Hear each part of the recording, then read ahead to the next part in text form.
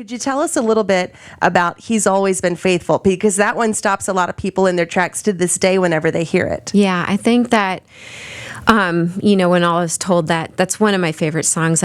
For years, I ended every concert with that song, invited people to sing Great Is Thy Faithfulness with me. I think the line says, "This is my anthem, this is my song." It kind of sums up the song. But when I wrote it when I was, Trey and I were just a little bit into the music, starting to do music, and we came upon this, it wasn't any fault of ours, but we had just an enormous financial deal happen where we were just set back in a really big way.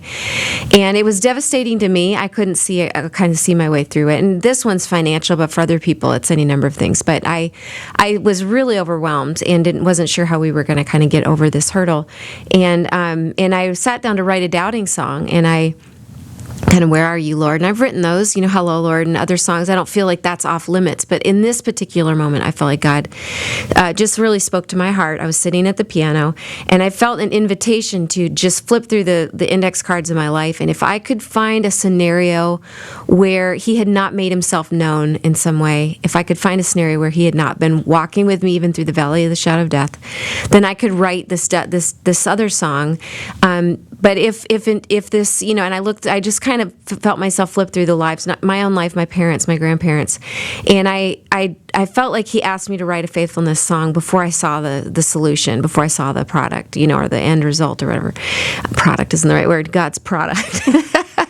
But I did that. I ended up writing this song about His faithfulness right in the middle of it, and I was so grateful because not within 72 hours the entire thing was resolved, and the whole misunderstanding, everything was resolved. And I mean, we were not just going to have years of this. It was over in a miraculous way.